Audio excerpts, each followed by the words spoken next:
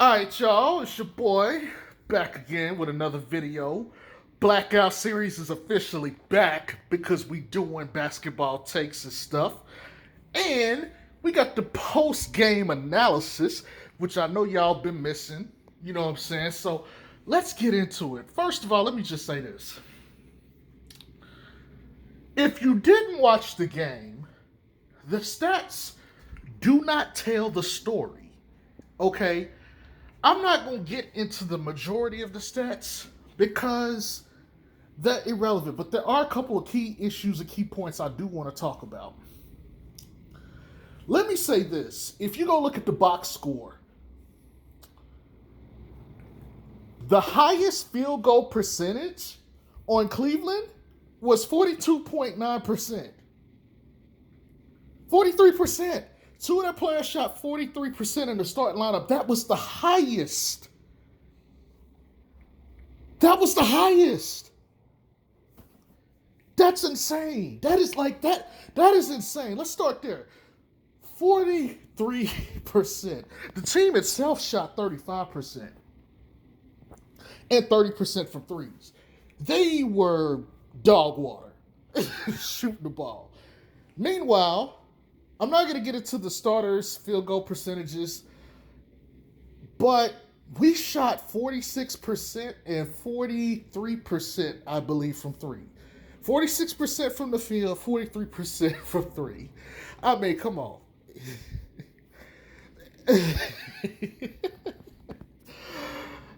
Pure decimation. But let's keep it moving, okay? Look, that was the defense, right? I'm not gonna dwell too much on that look. The defense looked amazing. Let me not say amazing, it looked really good. It looked really good. From what I gathered, the principle seems to be anything inside the perimeter, they see two bodies. And they close out, stay on their feet, contest hard. I think since they have a lot of athletic players, the goal is ultimately just, hey, let's press them in the paint, force a miss so we can get out the run. And if you followed my videos in my channel for any length of time, there's a couple of key ingredients I think that go into the Lonzo's Ball play style. Or if you want to call it the Chino Hills or the LeVar Ball play style, I don't really care. But one of those is defense. And it was interesting because before the first half ended, they were talking about, the announcers were saying that the Bulls had taken 19 more shots. Well, it was 18, but then they took another shot in the process. So it was 19. They had taken 19 more shots than the freaking Cavaliers. I mean, that's a lot. That's 10 extra shots a quarter, basically.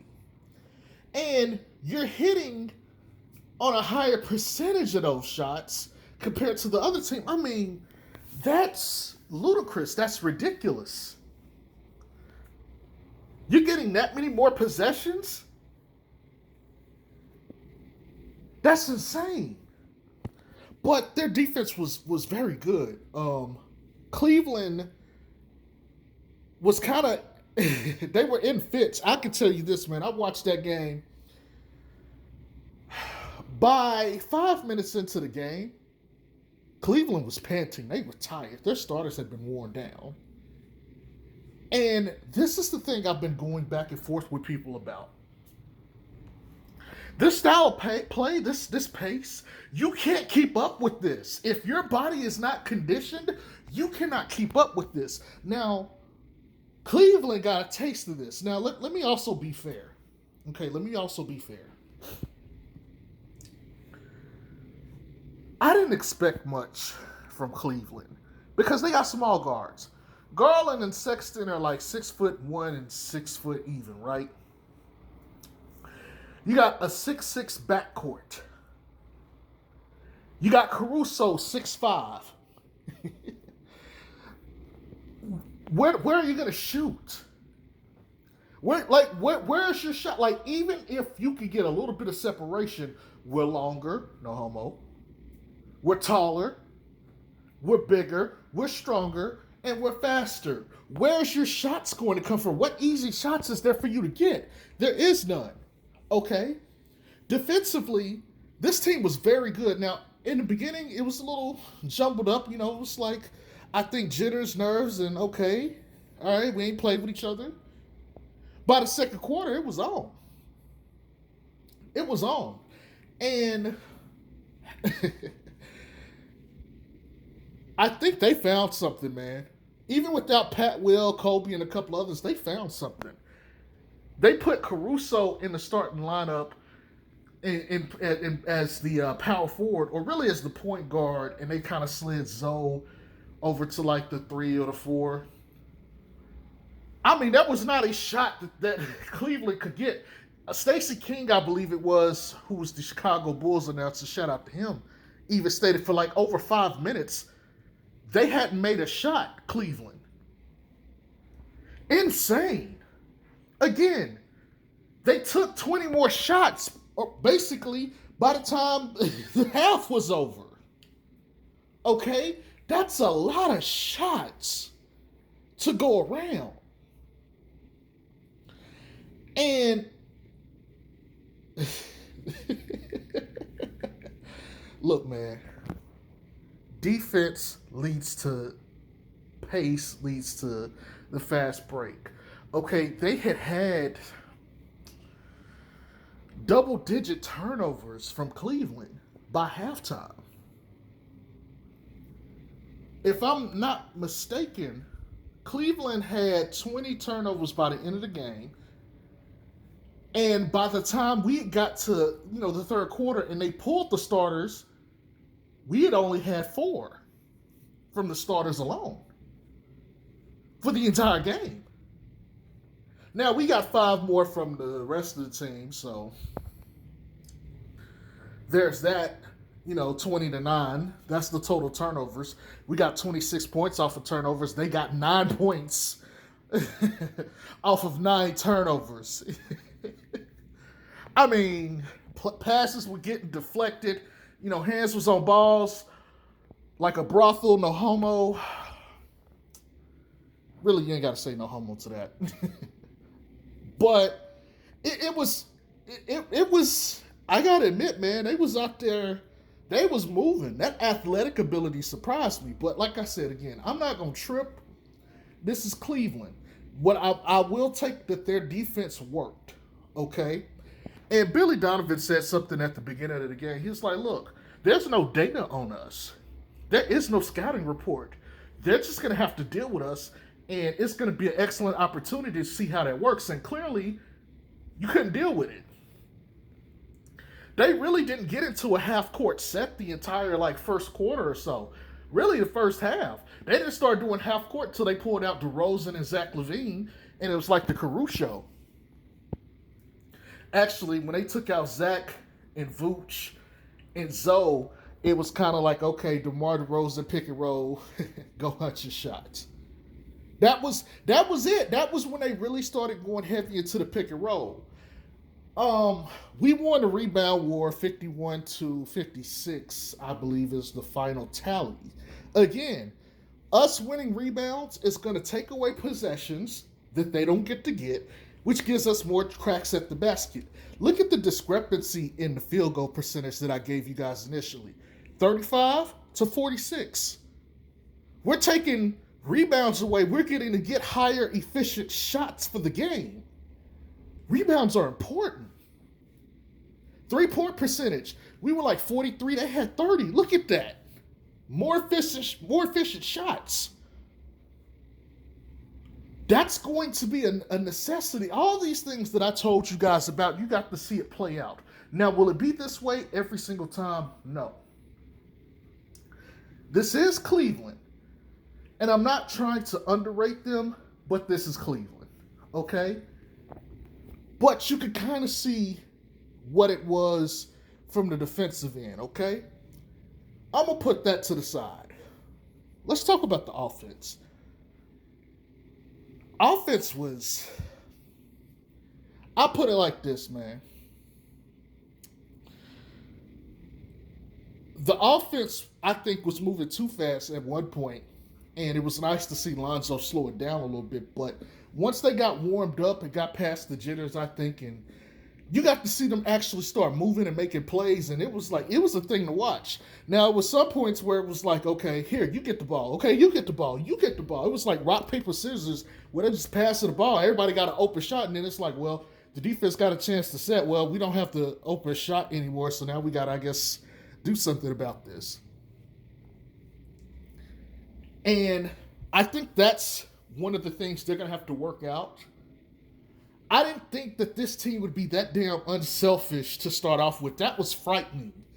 You're so unselfish that you unselfish yourself out of good shots. That's not good. But, you got to work those kinks out. I'm not going to trip about that. The second quarter is when they basically tore the roof off the motherfucker. At one point, Zach caught fire, and it was just Lonzo makes a pass in between the defenders on a cutting Zach, and he just punishes the rim. The roof off the Chicago Bulls arena exploded. And then the next play, Caruso comes down and gets an alley-oop dunk over Jared Allen, who just got paid $100 million to Zach LaVine. It's just like, I could get used to this. I could truly get used to this. Now, there are some issues with the offense. I don't want to go too deep into it, but let me touch on some things real quick. I feel like DeMar DeRozan slowed down the offense. He had a CP3-like effect. What do I mean by that? If you paid attention to the playoffs, when CP3 came in, especially after he, had to miss those games for safety protocols, Phoenix offensive team got slower. When DeRozan was in, the team was, it wasn't necessarily slower, but they kind of, he would ball stop a little bit. And it kind of put the flow out of it for just a little bit. When he wasn't in, it was on. They took off and they ran, and there was nothing you could do about it. I mean, so that's something they're going to have to sort out. Now, I will say this. I noticed that when they set Zach and Zoe, or really when they set Zach, it was just like half-court show. And then, especially when Caruso came in, it was a lot more pick and rolls, and they ran a lot more half-court sets.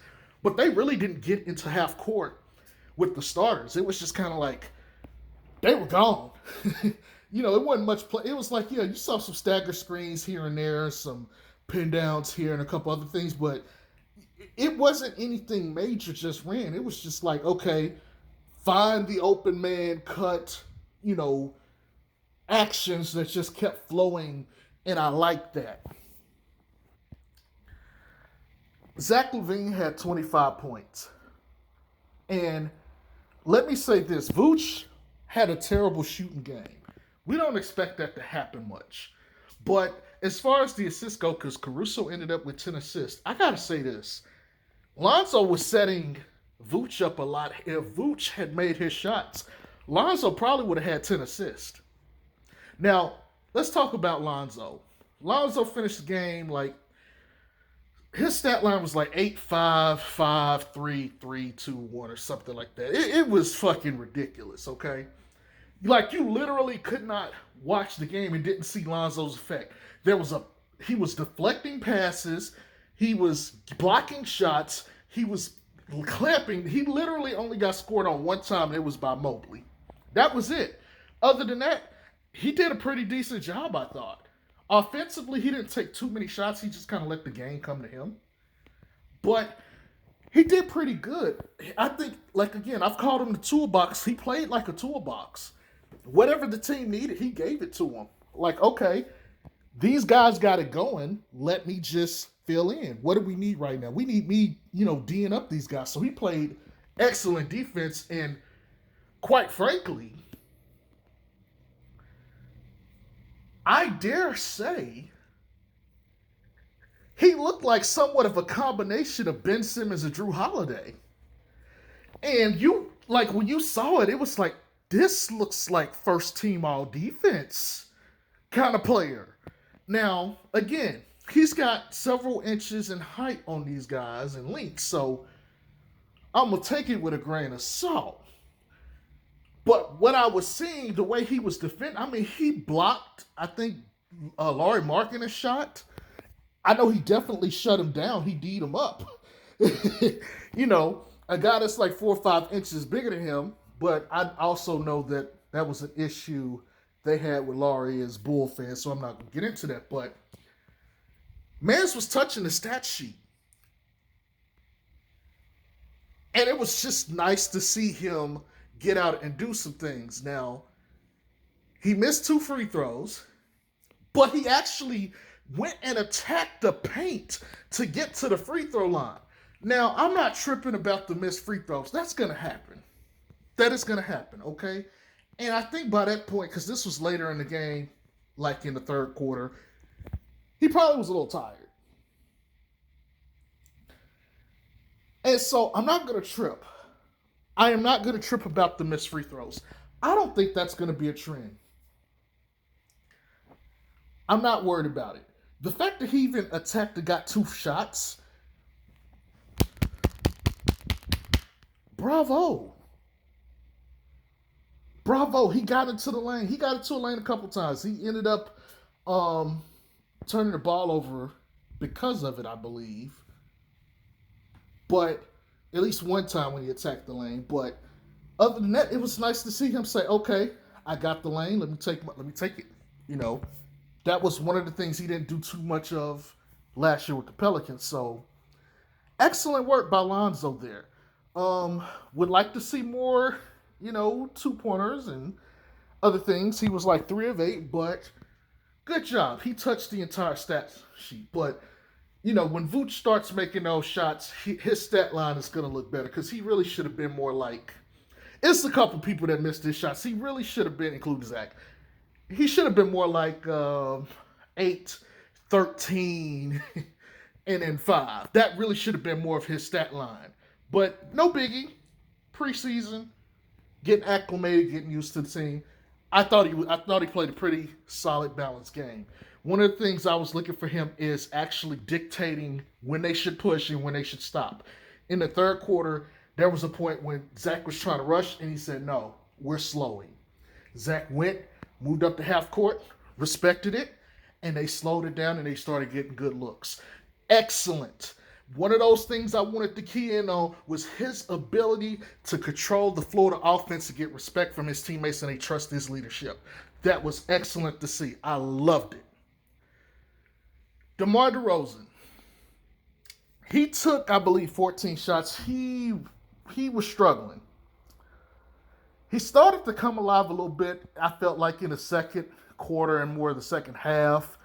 But they only played like 25 minutes, so it's okay. He was getting good looks. Those will fall. I'm not going to trip. My concern is him slowing the offense for the starters.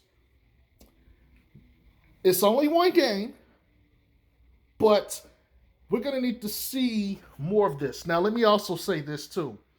I thought he played very good defense tonight. Very good defense.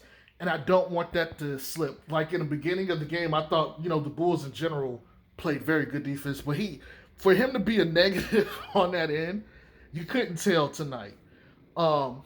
Good job to DeMar DeRozan. But let's watch and see how that unfolds with them in the half court and everything. Zach LaVine, like I said, he had 25 points. He was sucking in the beginning too, but that second quarter, in the second quarter, around 6-7 minutes to the end of it, it was just like every time he touched the ball, it was going in, and that carried over into the second half. He started cooking. That was not a freaking answer for him. And this is why I really like the pairing of him and Zoe in the backcourt. Because he put up 25 points. Zoe had 8.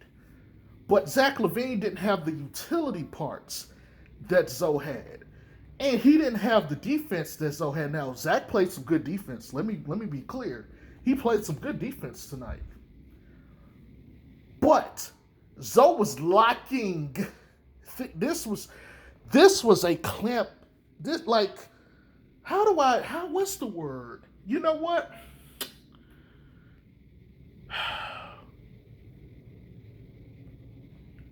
They was in cardiac arrest because he took their hearts. Zoe took their hearts on defense. Zach didn't take anybody's hearts, but he played very good. Limiting driving opportunities, closing out very well. He moved his feet very well for me. I liked it. But again, he got 25 points. Zoe had 8. It's 33. You might say, that's not a good total, but they only played 25 minutes apiece. I'm okay with that. This is preseason first game. 33 points. We could deal with that because I'm pretty sure as the regular season and things come along, Lonzo's probably, especially the way this pace they're playing, Lonzo's probably going to get somewhere in the 14 to 18 range, and Zach is probably going to be around his usual totals. So they'll be better. But I liked what I saw from Zach. And this is why I really like the pairing of him and Zoe, because they balance out each other's flaws and weaknesses and things.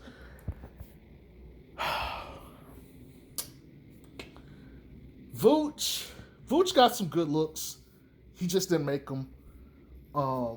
Outside of that, I mean, he contested decently well. He kept up, it seemed like, with them in the pace of the game. His shots will fall. I'm not too worried about that. Outside of that, I didn't see a defensive presence as far as the boards is concerned. We'll see. I know Cleveland had some size. You know, they got Jared Allen. That's a lot to have to deal with. And he has to run, and he has to set screens and shoot. So he's got a lot on his plate. But, you know, his shots didn't fall. If his shots had failed, this game would have been a blowout in the first quarter. They would have been up 20 points in the first quarter. I'm just gonna be real. He missed like 5 easy ones alone in the first quarter, and they went. By the time the starters had went out, it was like 20 to 30.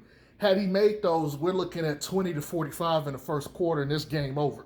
You know what I'm saying? So we're gonna see more of what he has, I think, going forward. I'm not gonna trip, but his passing is underrated. And I already knew he was a very good passer, but he impressed me with some of the passes he was making, and the ball didn't stick with him. That's something I like. Same thing with Zach LaVine. I didn't feel like it stuck with him. DeRozan, it kind of stuck with at times, but I think you got to work that out of the system for him. So what next? Javonte Green. He was really good. He was active on defense. He was active on the boards. I think he had 10 rebounds, if I'm not mistaken. He knocked down some threes, too. Keep him. If this is what we're getting from him, keep him. He's 6'5", but he played much bigger, and I was thoroughly impressed.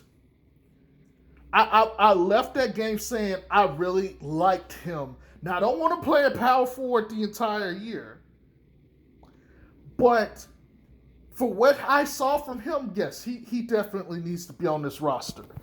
I'm not going to spend too much time on him because I thought it was very simple. I'm not going to waste time with him. Caruso off the bench did a little bit of everything. He had 10 points, I believe, and 10 assists. Shot 4 of 6, I believe, from the field. He was, man, look. And I had a feeling if they ever played him and Zoe in the backcourt, it was going to be something special. The clinic they put on defense, I don't think I've ever seen easier shots be had for a team until like the way they was just digging into Sexton and Garland. And in some cases, Laurie and some of the other guys, Mobley and them. So Caruso, A+ performance. They got everything out of him that they wanted. Let me give my personal thing with him. I didn't realize how good of a floor general he was, but in the half court especially, he really impressed me with his ability to find open teammates and stuff. I'm impressed.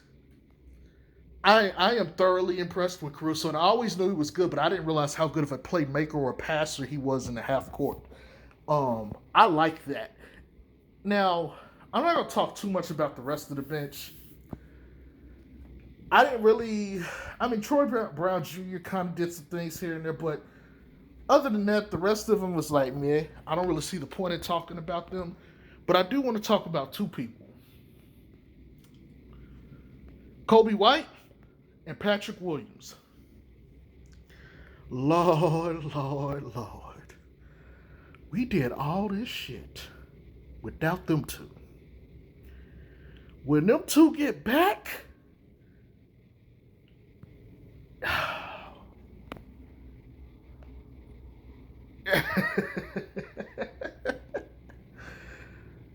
man, look, I'm gonna reference an anime here, and then I'm gonna get out.